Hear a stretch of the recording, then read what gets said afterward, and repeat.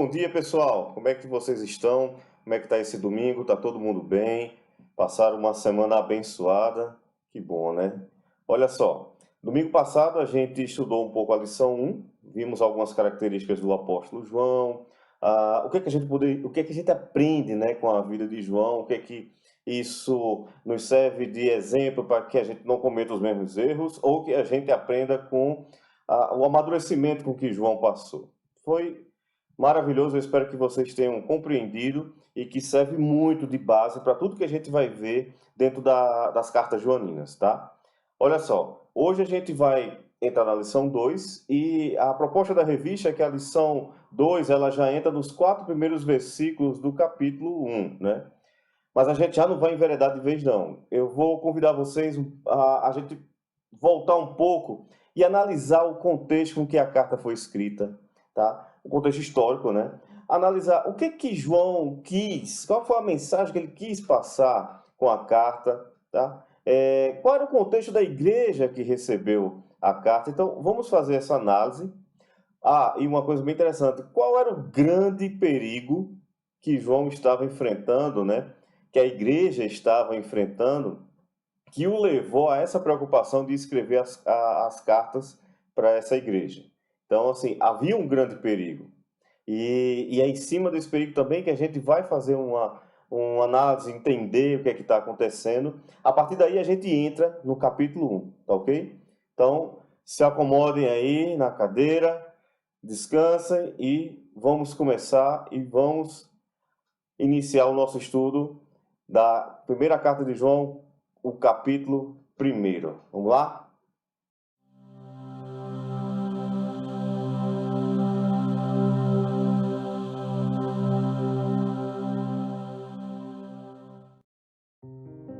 Com facilidade, podemos ver que a primeira carta de João foi escrita de forma anônima. Porém, seu estilo e vocabulário indicam claramente que foi mesmo escrita pelo autor do quarto evangelho. A falta de especial dedicatória e saudação indica ser uma carta circular, provavelmente enviada às comunidades da região de Éfeso, onde João viveu os últimos dias de vida. O tom das palavras dá a entender que se trata de um homem maduro que passou por experiência espiritual profunda. E o peso da história, pelo tipo de heresia combatida no texto, aponta uma data próxima aos anos 90 depois de Cristo. Existem grandes semelhanças entre o Evangelho de João e a primeira carta dele. O tom da carta é amigável e paternal, refletindo a autoridade que a velhice e o trabalho para Deus trazem. O estilo é informal, direto, revelando o relacionamento íntimo do apóstolo com Deus e com o seu povo. João afirma que a comunhão com Deus e os irmãos permite que as pessoas reconheçam, através da unção de Deus, a falsa doutrina e o espírito do anticristo que vive nas trevas, porque não conhece o amor. Deus é a luz, e a comunhão com Ele faz com que as pessoas caminhem na verdadeira comunhão com os outros. Muito bem, voltamos. Esse vídeo introdutório é para deixar vocês no clima, dar um pequeno resumo do que a gente vai falar sobre essas características da carta, tá ok? E também eu vou agora acrescentar algumas informações relacionadas ao contexto, às características dessa carta, tá? Então, vamos lá. Nós vamos ver a nossa lição 2, a comunhão que nasce no verbo da vida. Essa lição, lembrando, ela só vai tratar os 4 primeiros versículos do primeiro capítulo, tá ok? Então, um pouco do contexto, né? O vídeo falou mais ou menos onde é que a carta foi escrita, o período, um pouco do que é que João queria passar com essas cartas, mas tudo bem. Uma coisa que a gente tem que entender, e aí eu trouxe para vocês, é isso aí. As cartas, elas funcionam como se fosse uma continuação do Evangelho de João, mas tem algo interessante. Olha só esses dois versículos que eu coloquei aí. Eu coloquei o versículo no Evangelho de João e coloquei um versículo que está em 1 João. O versículo que está em João, no Evangelho de João, diz assim: para que creais ser Jesus o Cristo, o Filho de Deus, e para que, crendo, tenhais vida em seu nome. Para que creais ser Jesus o Cristo. Para que creais. E aí, quando a pessoa crê, né? E aí ele fala, e aí, crendo, vocês vão ter a vida eterna. Isso está descrito lá em João. Aí, quando a gente lê a 1 João 5,3, olha o que ele vai dizer. A fim de saberdes que tendes a vida eterna. Então, a temática já mudou um pouco. Veja só, a fim de saberdes que tendes a vida eterna. A vós outros que credes em o nome do Filho de Deus. O que está acontecendo? A gente tem que entender, como eu falei, que as cartas elas são uma continuação do Evangelho de João, agora mais com uma temática um pouco diferente. Lá em João ele estava preocupado em estabelecer uma fé, né? Ele queria, como eu coloquei aí, despertar a fé para que as pessoas entendessem que Jesus era o Filho de Deus, que as pessoas entendessem que ele era o Messias, e é como ele dissesse, olha, se vocês entenderem isso, e eu estou aqui rogando que vocês entendam isso, vocês vão compreender que por meio de Jesus vocês vão ter a vida eterna.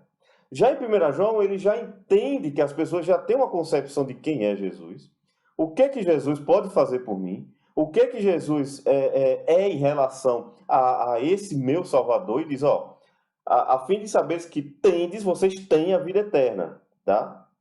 Só lembrando, vocês têm a vida eterna. A vós outros que credes, é como se ele reforçasse, olha, lembra, vocês têm a vida eterna. Eu já estou tratando com um público que sabe, que tem uma concepção da fé que vocês estão proclamando. Então lembrem, vocês têm a vida eterna. Para todos vocês que sabem e compreendem que Jesus é o Filho de Deus. Então, a temática é um pouco diferente. João já está lidando com pessoas que sabem quem é o Salvador, quem é o Messias. Tá? Isso mostra uma linha, uma sequência, como as coisas estão interligadas, né? Não estão soltas. E isso é a beleza em que a gente analisa o Evangelho e as cartas escritas pela mesma pessoa. João teve essa sabedoria de dar essa continuidade. Ok? Aí outras características, né? Eu coloquei. Ela foi escrita, o próprio vídeo comentou, né? Próximo do ano 90. Na verdade, entre o período de 90 depois de Cristo e 100 depois de Cristo, há um entendimento que ela foi escrita nesse período, na cidade de Éfeso. Na cidade de Éfeso, para a igreja de Éfeso, que a gente conhece muito bem lá naquele texto de Apocalipse. Vamos dar uma lida nesse texto de Apocalipse, só para a gente dar uma relembrada. Que o próprio João escreveu para 7 igrejas, e dentre essas 7 igrejas está a igreja de Éfeso. Então, Apocalipse capítulo 2, verso 4. Olha só. Que vai dizer o seguinte: tenho, porém, contra ti que abandonaste o teu primeiro amor. Vou ler o 5. Lembra-te, pois, de onde caíste, arrepende-te e volta à prática das primeiras obras. E se não, venho a ti e moverei do teu lugar o teu candeeiro, caso não te arrependas. A gente conhece muito bem esse versículo sobre essa questão de voltar ao primeiro amor, né? E isso está ligado a Éfeso. Verdade, é fato. Éfeso estava passando por um esfriamento espiritual. Estava passando por essa dificuldade, digamos assim. E quando João vai escrever, ele sabe para quem está escrevendo, ele sabe a situação com que a igreja de Éfeso passava, esse esfriamento. E sabe o que é interessante? Os irmãos eles estavam com um pequeno problema. Eles não queriam ser santos. Como assim, Daniel? Eles não queriam ser santos, mas não é santo de eu não quero ser o santinho, não é isso, tá? É santo dessa palavra que eu coloquei, rágios, ou ádios. O que acontece? A gente sabe que a palavra santo não vem de santidade, de aquele que é piedosozinho, que não faz nada. A ideia não é essa, né? Santo é de separação, de ser separado, de ser diferente. E a igreja de Éfeso estava se sentindo altamente constrangida por ser uma pessoa diferente. Poxa, as pessoas nos olham de forma diferente. A nossa forma de cultuar é diferente. Poxa, a gente está sendo um pouco criticado porque a nossa forma de proclamar a nossa fé, né, de mostrar a nossa, é um pouco diferente. E isso está causando constrangimento e a gente não está gostando dessa coisa de ser diferente. E isso é engraçado, né? Porque se a gente traz para os nossos dias, tem momento em que a gente tem medo de ser santo, tem medo de ser ágil, tem medo de ser diferente. Porque isso vai constranger outras pessoas, ou isso vai me constranger, isso vai me destacar na multidão, e isso não é legal, né? Isso, peraí, não é bem assim, eu não gosto disso. Mas é verdade, o Senhor nos colocou numa posição para que a gente seja santo, a gente seja separado, a gente seja diferente, que a gente seja a luz no meio da escuridão que está esse mundo. Temos que ser diferente mesmo. E João vai reforçar isso. É tanto que vai se tratar daquele versículo que a gente tanto conhece, onde ele vai dizer que Deus é luz, para que a gente também seja luz, para que também a gente seja diferente.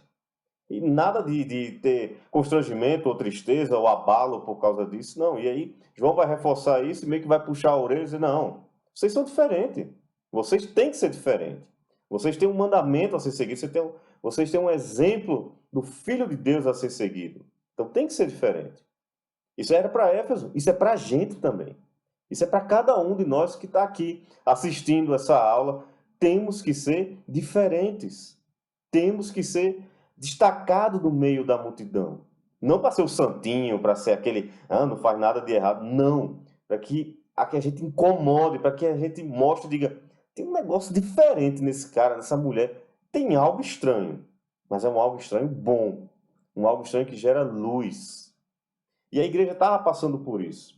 E o mais interessante é que a igreja de Éfeso, diferente de outros contextos de igreja, naquele período ali meio contemporâneo, ela não estava sendo perseguida. É, não existiam pessoas que estavam querendo destruir a igreja, ou massacrar, ou martirizar. Não.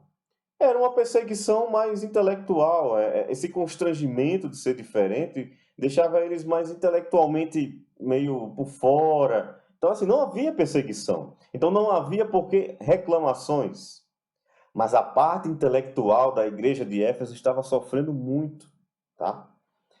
O último ponto que eu coloquei é essa questão dos destinatários. Estou falando de Éfeso, Éfeso, Éfeso. Sim, a grande parte dos estudiosos e teólogos entende que João escreveu essa carta para Éfeso. Mas há teorias, e eu gosto de trazer isso para que vocês aumentem o arcabouço de conhecimento de vocês, tá? Que, pelo menos, o que a gente sabe de Cassiodoro, que era um escritor da época, Agostinho, Santo Agostinho, que a gente conhece, também um dos pais da igreja, eles têm documentos em que defendem que não, João não teria escrito para Éfeso, mas teria escrito aos babilônicos, ou seja, a região, a algumas igrejas da região babilônica. Bem, é uma teoria, isso é defendido por algumas poucas pessoas, mas trago aqui para que vocês tenham conhecimento. Poxa, existe essa linha que defende isso, interessante. Bem, seja para Éfeso, seja para igrejas que estavam na região babilônica, o que importa é que nós vamos ver um conhecimento da palavra de Deus, revelações que o próprio Deus deu a João, que serviram de ensinamento para aquele povo, mas que sirva de ensinamento para nós. A cada domingo em que a gente for ver e for quebrando esses versículos, a gente for mastigando esses versículos, tá? Outra característica, né? Tem essa pintura e tem essa explicaçãozinha aí do lado. O que eu estou querendo fazer com essa explicação? Eu disse para vocês que Éfeso estava passando por um problema intelectual, uma perseguição intelectual muito grande. Verdade. Eles não tinham perseguição física de sofrerem atentados, morte, não tinha isso nessa época, mas a perseguição intelectual era muito grande. O que é que estava acontecendo? Naquela região de Éfeso, a cultura, a forma como era cultuado também em outras religiões estava causando muita influência na igreja. E aí tem um grupo religioso que se destacou de tal forma que gerou muita influência na igreja de Éfeso, de tal forma que se tornou um perigo para a igreja, de tal forma que João percebeu esse perigo e vai atacar esse perigo.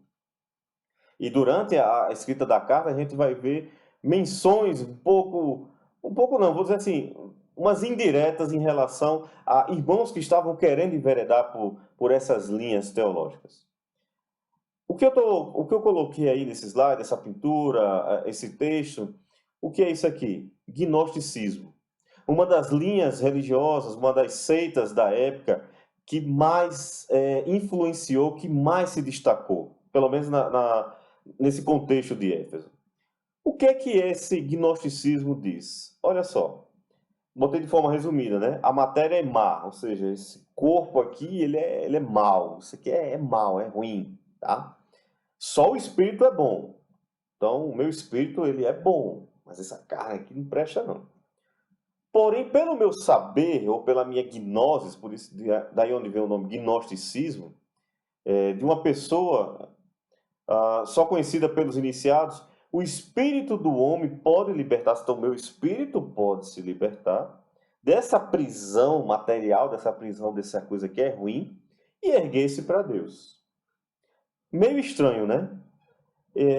Eu faço questão que vocês entendam bem essa questão do gnosticismo, porque, como eu disse, ele foi o principal perigo para a igreja, ele foi o principal perigo em que João se alertou e vai admoestar os irmãos, vai admoestar a igreja.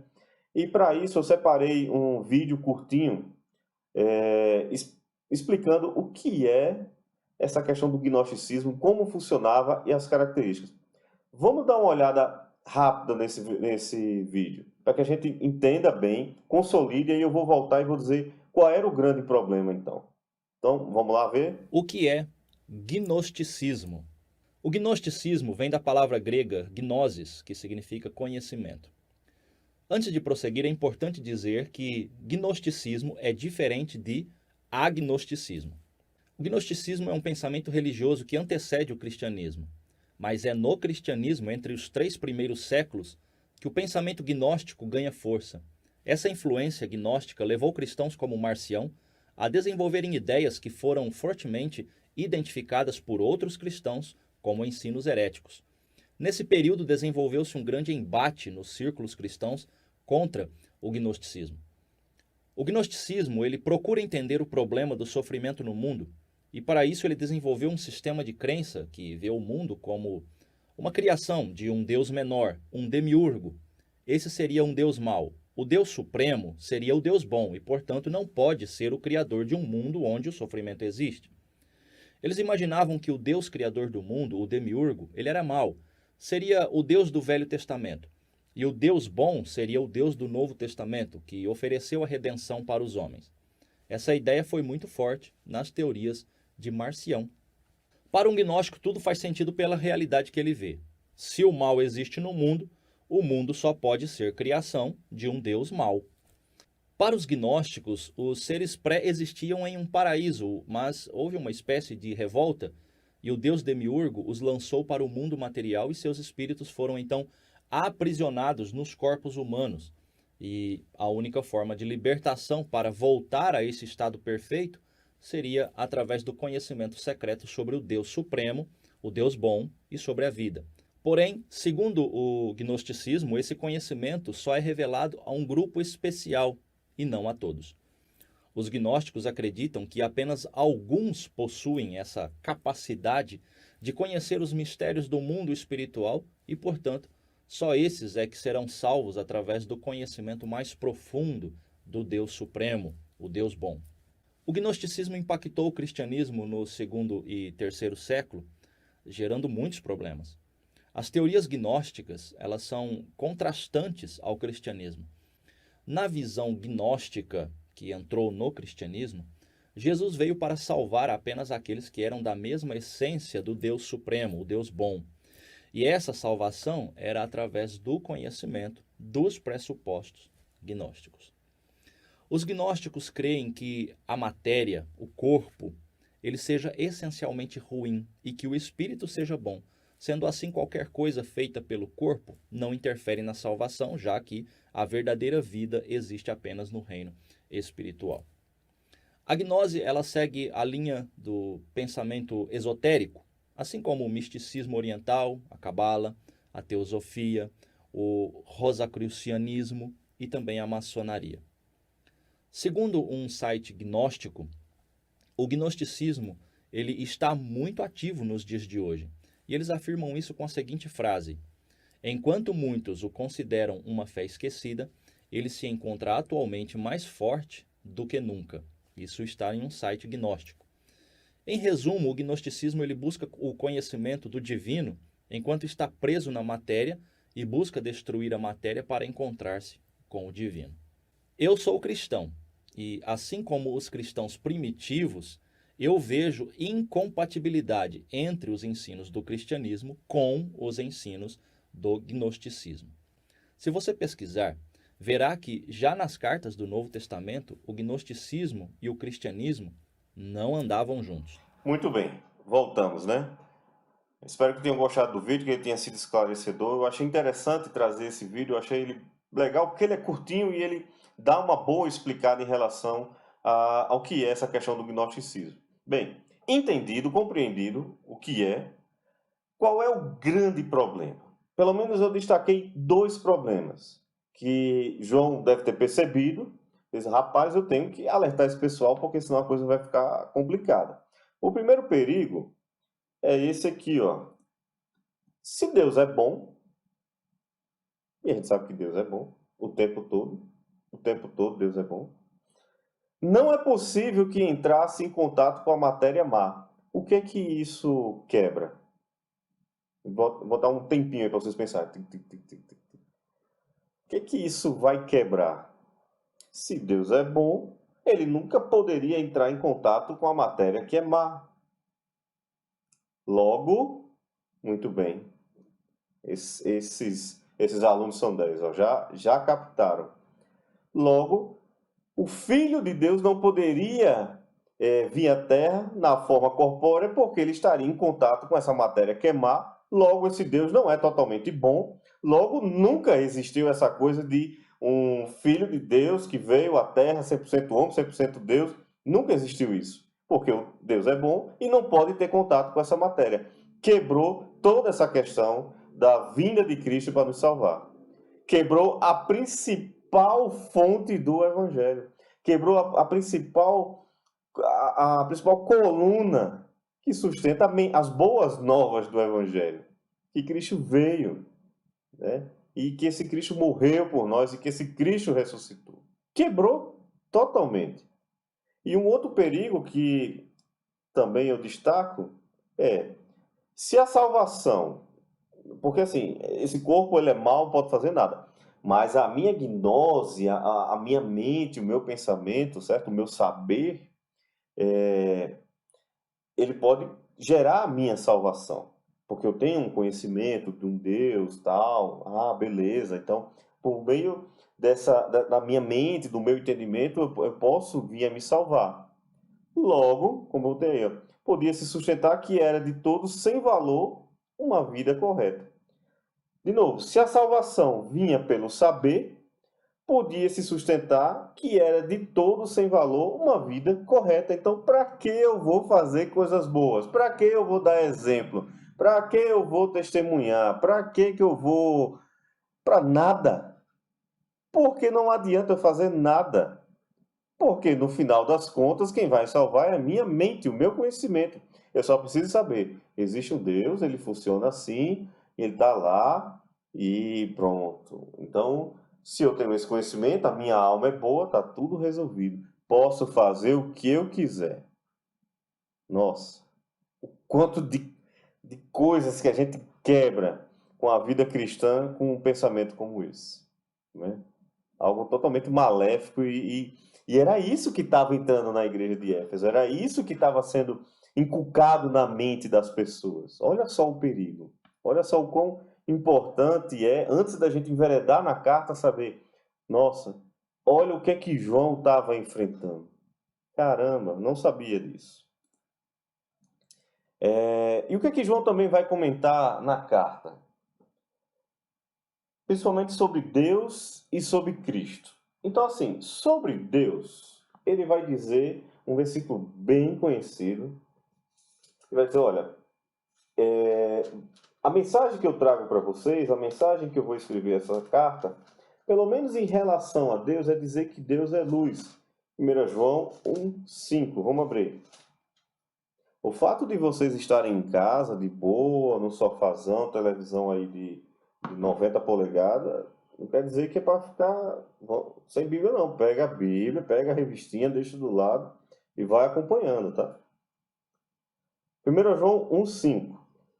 Ora, a mensagem que da parte dele temos ouvido e vos anunciamos é esta.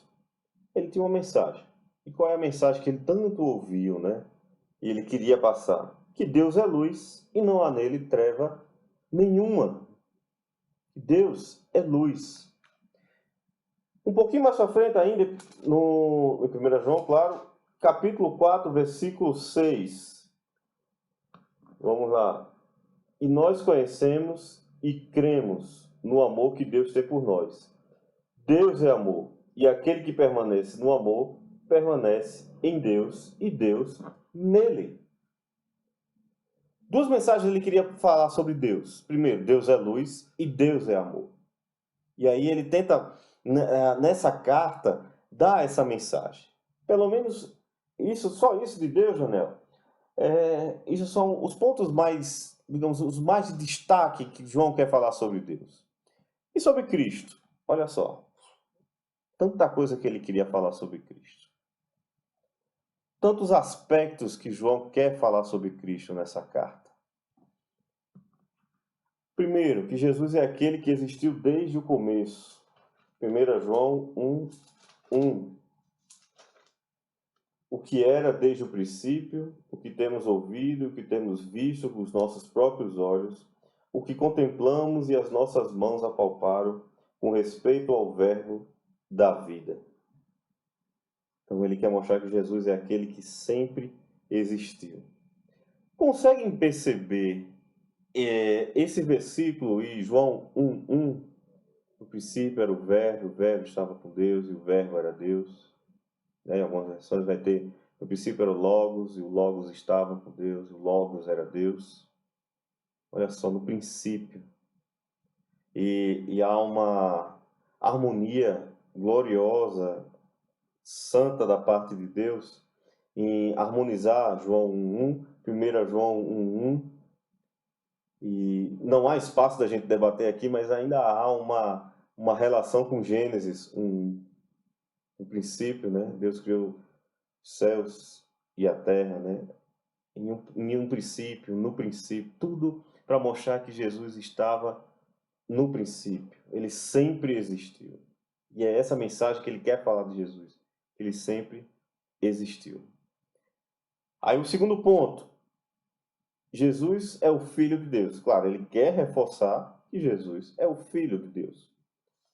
Capítulo 4, versículo 15. Aquele que confessar que Jesus é o Filho de Deus, Deus permanece nele e ele em Deus. Ele quer passar essa mensagem, que Jesus é o Filho de Deus. Jesus era o Cristo, o Messias. E aí, à medida que a gente vai vendo a preocupação de João em explicar Jesus, e quando a gente entende que há uma seita fortíssima naquela época, naquela cidade, batendo totalmente contra isso, está vendo o quão João está preocupado em passar isso? Capítulo 2, versículo 22. Quem é o mentiroso, senão aquele que nega que Jesus é o Cristo? Este é o anticristo que nega o Pai e o Filho.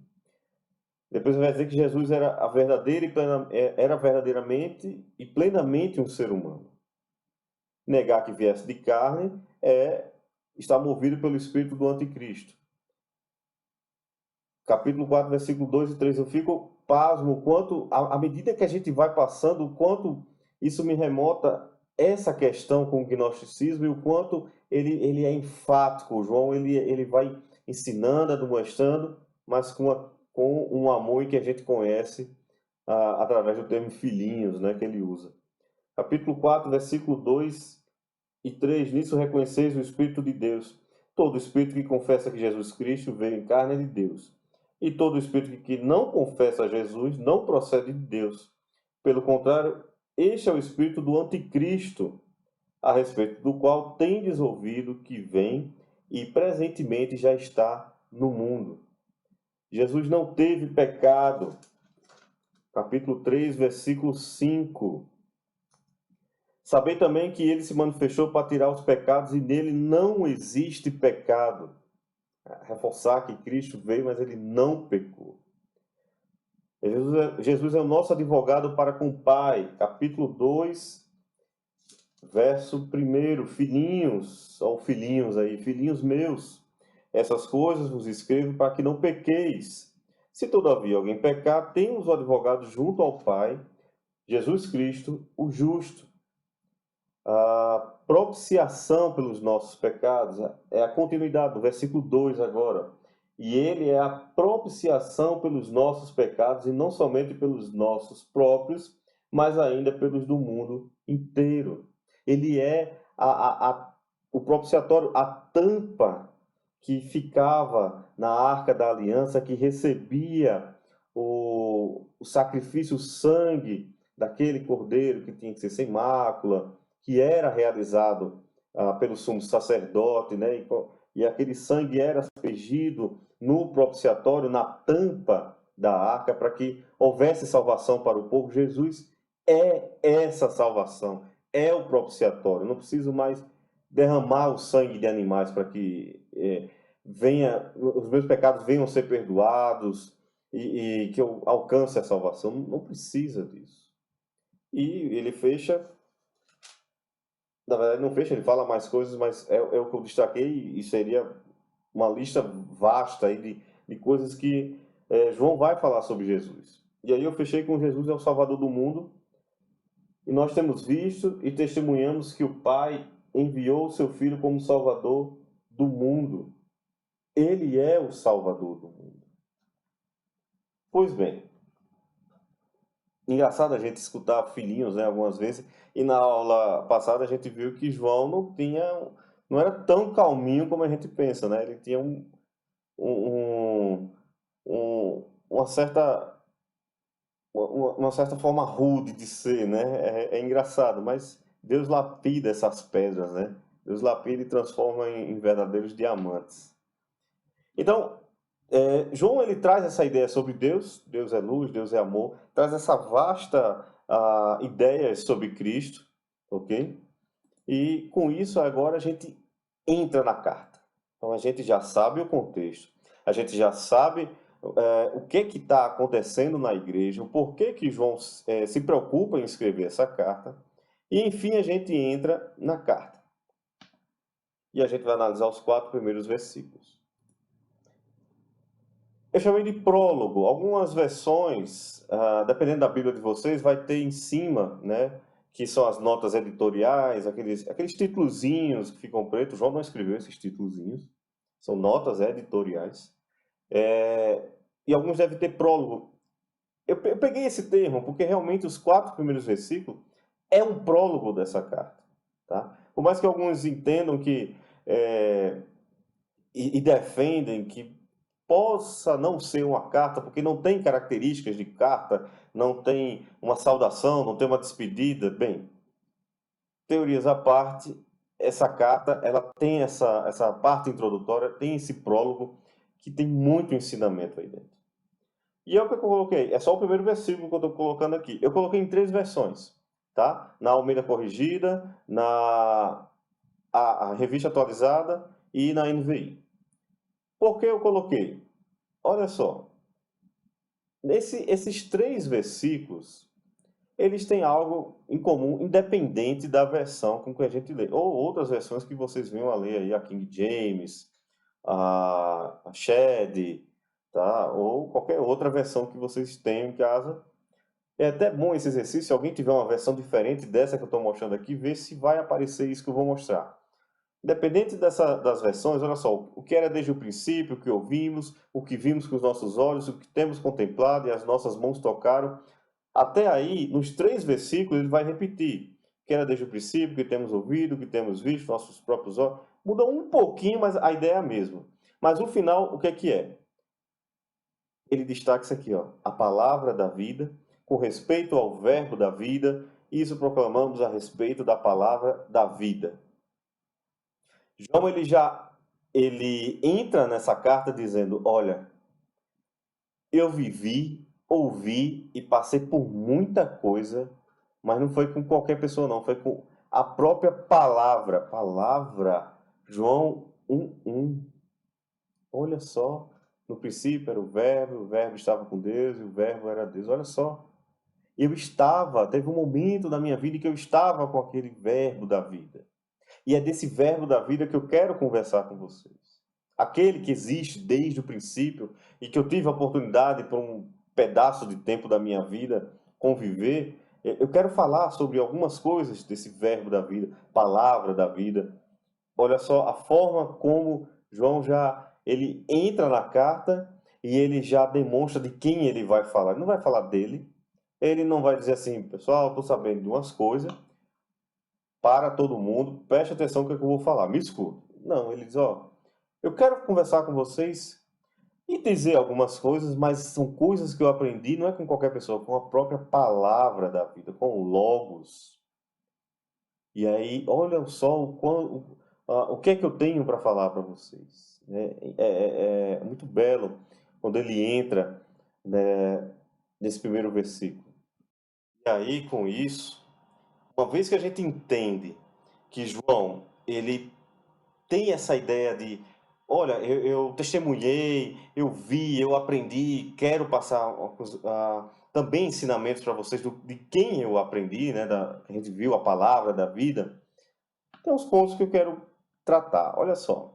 O primeiro é fato, isso a gente acabou de ver, que João foi testemunha ocular de Jesus, ele conviveu, ele viveu, ele aprendeu, né? Ele chegou ao ponto de ser um discípulo amado, de criar uma intimidade. Gravuras representam isso, como eu mostrei na aula passada da Santa Ceia, de que teve aquele pintor que mais se aproxima dessa questão da representação de João encostado no peito de Cristo, essa gravura que vocês estão vendo aí. Sempre tem essa representação dessa questão do discípulo amado em que João está próximo de Cristo. Esse é fato. Mas uma coisa que a gente tem que lembrar é, João ele só chegou a esse ponto, não foi porque... Vamos lembrar da aula passada. A gente viu que ele era discípulo de João Batista e ele não mudou o coração quando João Batista fez, olha ali o Cordeiro de Deus que tira o pecado do mundo. Ah, legal, Jesus, eu vou lá. Não foi nesse momento. Mas sim, quando Cristo foi lá, naquele barco, que quando eles estavam trabalhando, realizou aquele milagre da pesca, a multiplicação dos peixes, aquela coisa toda. Aquilo mudou o coração de João. A partir daquele momento, João seguiu a Cristo, foi se tornar pescadores de homens, né?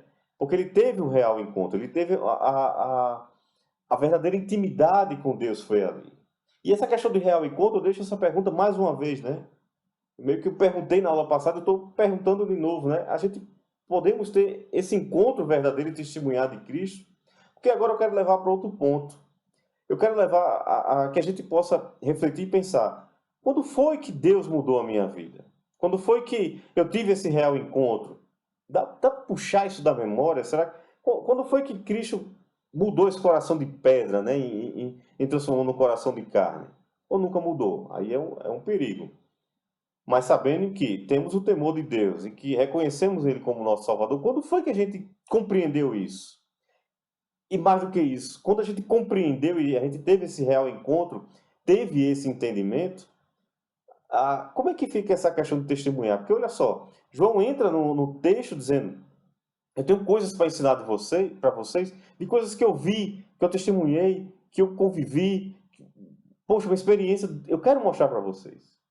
E a gente faz isso, a gente também está testemunhando, chegar para outras pessoas e dizer, "Ó, eu aprendi, eu tive um encontro com um Deus verdadeiro, eu tive um encontro com Cristo, eu quero passar isso para alguém, deixa eu passar isso para você." A gente está testemunhando.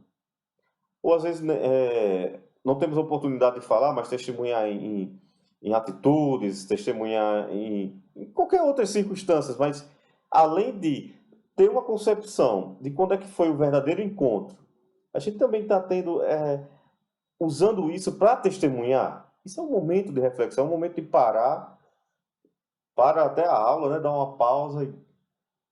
Quando foi? Quando é que eu tive esse momento para aproveitar tudo que eu aprendi desse real encontro com Cristo que eu tive para testemunhar para outras pessoas? Porque João teve a maior boa vontade do mundo de fazer isso. Ele teve o coração cheio para fazer isso. A gente tem que também ter esse coração cheio. E aí, a lição 2, ela quer entrar num conceito e ensinar esse conceito que a gente vê aqui. Na verdade, João, quando ele tem esse encontro real com Cristo, o que ele vai gerar é o que a gente conhece como koinonia, ou seja, a comunhão. Ele gerou uma comunhão. E olha só que interessante, e acompanhe esse esquema. João, por meio desse encontro verdadeiro com Cristo, os outros discípulos também não teve, mas a gente está falando das cartas de João, então vamos falar de João. Então, João, em todo esse encontro verdadeiro, essa concepção, se aproxima de Deus, de Cristo, tem essa intimidade, gera essa coisa chamada comunhão, e essa comunhão, né, ela gera isso que eu coloquei, um testemunho pessoal, essa vida, essa vivência, esse testemunho que vai promover essa comunhão. João só estabeleceu esse elo com Cristo, essa ligação com Cristo, porque ele teve uma comunhão verdadeira, de coração. João se entregou completamente a Cristo, de coração, para que houvesse essa comunhão verdadeira, e essa comunhão verdadeira vai gerar um testemunho pessoal. Automaticamente, ou posso dizer assim, naturalmente, ao criar esse elo, essa ligação com Cristo, íntima, naturalmente cria-se um testemunho pessoal. E aí, esse testemunho pessoal é o que a gente vê quando ele fala em testificamos delas e vos anunciamos. Porque é como se ele dissesse, eu só tenho condições de anunciar para vocês o que verdadeiramente eu testifiquei, eu vivi, eu me relacionei, eu entendi e agora eu tenho condições plenas de anunciar para vocês. Isso é João, meu Deus. Como assim isso não tem a ver comigo? Uma vez que João fez isso, ele testificou e agora ele está anunciando, apresentando, ele gera uma comunhão com as outras pessoas que estão entendendo ele e estão escutando. Eu vou trazer isso para a prática. Para que a gente entenda a verdadeira comunhão entre nós, filhos de Deus, irmãos em Cristo Jesus, a sua vida, a sua intimidade com Deus, pessoal, não é de indivíduo mesmo, sua intimidade pessoal, vai gerar um testemunho pessoal. Esse testemunho pessoal ele vai influenciar outras pessoas, que vão fazer se achegar a você, porque você vai estar naturalmente testemunhando pelas suas atitudes, falas, e quando tem uma oportunidade, prega a palavra. Esse testemunho pessoal vai juntar outras pessoas a você, que também vão se enriquecer, vão crescer, vão ter um verdadeiro encontro, vão criar uma intimidade com Deus e também vão gerar um testemunho pessoal, que vai influenciar outras pessoas e por aí vai, até que a gente tem ali um grupo consolidado e que nós conhecemos como uma comunhão. E a revista traz até com o nome de a comunhão dos crentes, né? A comunhão daqueles que professam a mesma fé e entendem a Cristo como Salvador. Então, isso é que gera a comunhão. Primeiro, a minha intimidade, a minha forma de relacionar com Deus, se juntando com a forma de relacionar com o do outro, com a forma de relacionar com o do outro, junta todos em uma comunidade e isso é uma comunhão. Agora, se dentro dessa comunhão, dessa koinonia, um membro começa a enfraquecer esse testemunho pessoal, essa intimidade com Deus, essa comunhão começa a ficar balançada, e o outro também enfraquece e vai balançando para o outro lado. E aí é onde a gente vê as quebras de comunhão. Aí é onde a gente vê que a comunhão dos crentes ela vai se dilacerando, ela vai quebrando. E para que ela se mantenha firme, cada um tem que fazer o seu papel, ou seja, cada um tem que manter forte o seu testemunho pessoal, por meio do relacionamento com Deus. É isso que João quer passar em João 2. A gente leu um fragmento do versículo 2, mas agora eu vou ler o versículo todo, né? Que diz assim: E a vida se manifestou, e nós a temos visto, e dela damos testemunho, e vos anunciamos a vida eterna, a qual estava com o Pai e nos foi manifestada. Não sabia, Daniel, que essa intimidade, essa minha relação com Deus gera testemunho, que é a liga que vai juntar a comunhão entre os meus irmãos em Cristo. É exatamente isso. E exatamente essa é a mensagem que João, quando começa a carta, está falando. Diz, olha, eu testemunhei, vi muita coisa, aprendi muita coisa. Quero falar para vocês. Porque e eu só tenho condições de fazer isso porque eu vivi, eu aprendi. E quero falar e quero testificar, sempre lembrando que, e aí como ele fala no finalzinho, a qual estava com o Pai e nos foi manifestada. Não tinha sido manifestado esse conhecimento, esse conhecimento foi manifestado e agora é transferido para todos e fica uma missão implícita aqui. É necessário que isso seja passado para todas as pessoas o mais rápido possível. É preciso transferir essa mensagem, esse entendimento o mais rápido possível para todos. Todos devem ter essa missão de passar esse conhecimento, para que a gente aumente essa comunhão. E para os que já estão nessa comunhão, se preocupar em manter firme, se manter firme na comunhão. E falando de comunhão, e ainda dentro do versículo 2, né? Essa comunhão, ela precisa, como eu coloquei, ser verdadeira e ela precisa ser feita na presença de Deus. Não adianta a gente pensar que temos força suficiente para gerar comunhão sozinho. Não, desde que aqui eu conheço o pessoal, está todo mundo tranquilo. Não, você não é a liga da comunhão. Você não é o que gera a cola dessa comunhão. Tá?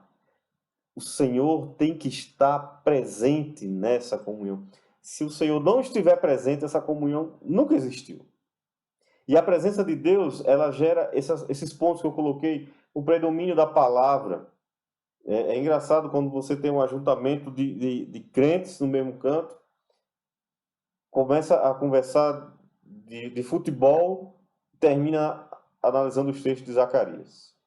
As irmãs se juntam ali para conversar, começam a conversar sobre receita de bolo de cenoura com chocolate, termina falando sobre como os exemplos das grandes mulheres da Bíblia, porque a predominância da palavra ela tem que existir no meio da comunhão.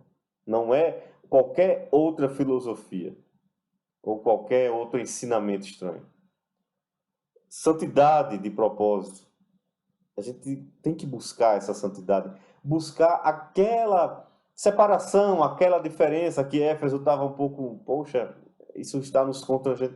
Tem que buscar essa santidade, essa separação mesmo. Dizer assim, que grupo estranho. Mas é um grupo estranho que transmite uma luz que você não compreende, e quando você compreender, você vai testificar dessa luz e você vai ser absorvido e você vai passar para outros. Temor ao Senhor, terceiro ponto aí, o temor ao Senhor, fato. Se eu não tenho temor a Deus, como é que vai funcionar essa minha intimidade, essa relação com Deus? E o último ponto, manifestações de amor. O grupo, essa comunhão de crentes, né? Esse ajuntamento de crentes se ajudando, se cooperando, orando uns pelos outros com amor. Sempre manifestando o amor. E aí fica uma aplicação, uma pergunta, né? A pergunta que se faz à igreja é: até que ponto nossos cultos, nossas escolas bíblicas, nossas reuniões administrativas, nossos acampamentos e passeios refletem claramente a presença de Deus, de tal maneira que se evidencie com clareza a diferença que há entre a comunhão dos salvos e os diversos ajuntamentos daqueles que ainda não foram alcançados pela graça do Evangelho de Cristo. Há diferença? Será que existe diferença? Eu não vou dar a resposta, eu vou deixar vocês pensarem, analisem, pensem. Joga lá no grupo da nossa sala. Eu acho que tem diferença, a diferença é essa ou não? Pensem, analisem um pouco. Daniel, eu vou ganhar pontos? Não sei, talvez, mas faça com amor. Vamos fazer uns exercícios da EBD com amor. Então, pensem aí. Reflitam sobre essa pergunta. Será que há diferença? Vamos continuar. Agora vamos enveredar para o versículo 3. O que vimos e ouvimos, isso vos anunciamos, para que também tenhais comunhão conosco, e a nossa comunhão é com o Pai, com seu Filho Jesus Cristo. Parece que você pode dizer assim, não parece que João fica repetindo as mesmas coisas. Vamos ver se ele está repetindo. Eu peguei esse versículo e quebrei em algumas partes. Primeira parte. O que vimos e ouvimos, isso vos anunciamos. De fato, isso já está comprovado nos 2 primeiros versículos. Já falei várias vezes. A questão de João ser uma testemunha ocular de Cristo, de ter vivido, ter convivido nas mais diversas circunstâncias, deu a ele sabedoria suficiente de testemunhar e falar desse Cristo. Isso aí é resolvido, é um ponto resolvido. Outro trecho. Para que também tenhais comunhão conosco. E aí, olha só o que eu destaquei só dessa parte aí. Para que também tenhais comunhão conosco. Olha só. No sentido de que houvesse relações amistosas entre os anunciados e João. João, ele vem com o testemunho, ele vem com o ensinamento, esperando que eles escutem de coração, de que eles escutem de forma harmoniosa, que eles venham compreender, né? Então, esse é o primeiro intuito. Eu estou trazendo para vocês, eu espero que vocês escutem de forma harmoniosa o que eu vou falar para vocês. E com o propósito de que participassem da comunhão com ele. A gente fez toda uma explicação dos 2 primeiros versículos sobre como João trata ali a comunhão. E essa comunhão implícita que ele fala nos 2 primeiros versículos, ele está tentando passar aqui no terceiro e dizer, olha, eu convido vocês a participar de uma comunhão comigo. Recebam de forma harmoniosa e vamos juntos criar essa comunhão, participem dessa comunhão comigo. É meio que um convite que ele faz. Aí alguém pode dizer, participar de uma comunhão contigo? Como assim? Aí vem a terceira parte. E a nossa comunhão é como João dissesse, mas calma. Não é um comigo, não é que eu tenho poder suficiente, baixa, você cola aqui comigo que é sucesso. Não. A comunhão que eu estou convidando você para participar comigo é com o Pai e o seu Filho, Jesus Cristo. Igreja, muita coisa eu aprendi e vocês entenderam. Peço harmoniosamente que vocês participem de uma coisa comigo chamada uma comunhão, para que a gente troque experiências de testemunho pessoal. Mas lembre-se, não é só comigo. Ao adentrarmos nessa comunhão, também estaremos participando, como eu coloquei, meio que uma sociedade, com o Pai e com seu Filho Jesus Cristo. Olha como João ele cativa os leitores para que eles venham escutar João com amor.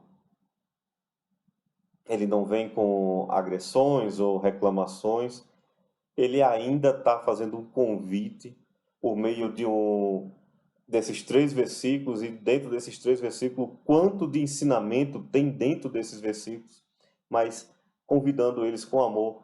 Poxa, eu preciso falar algumas coisas com vocês. Por isso que é um prólogo. Ele ainda está se anunciando, ele ainda está se convidando para que, por favor, me escutem o que eu tenho para falar. Por favor. É isso que ele está fazendo aqui. Por isso que parece ser repetitivo, pois parece que João está escrevendo a mesma coisa. É porque é um prólogo, ele ainda está se anunciando, ele está chegando, ele está convidando a igreja a... Pessoal, preste atenção, eu quero falar uma coisa para vocês. Entendem agora o porquê? E aí fechamos com o versículo 4. Essas coisas vos escrevemos para que o vosso gozo se cumpra. Existe esse teólogo, o Brookfors Westcott. Ele fala o seguinte: na colheita espiritual, semeador e ceifeiro alegram-se juntos. Dessa colheita espiritual, né, é o semeador e o ceifeiro. E aí temos o papel do João e uma igreja. E ele está convidando a igreja para que eles se alegrem juntos dele. Se alegrem comigo. Eu tenho tanta coisa para falar para vocês. E o meu objetivo de estar escrevendo isso aqui é porque eu quero também que vocês participem desse gozo. É uma alegria muito grande, vocês não podem ficar de fora disso. E esse terceiro ponto que eu coloquei, o ponto essencial é que o verdadeiro gozo, essa verdadeira alegria, ela vem somente da comunhão com Deus. Na revista, eu achei interessante, lá na conclusão, se vocês forem lá para a conclusão, no segundo parágrafo, ele fala algo, achei bastante pertinente para fecharmos aqui, né? E entender que esse versículo 4, ele fecha esse prólogo, esse anunciar de João, pedindo que a igreja o escute, que ele tem coisas para ensinar, né? E que ele anela que eles não fiquem de fora, porque ele quer que eles também participem da alegria, que ele está participando dessa comunhão.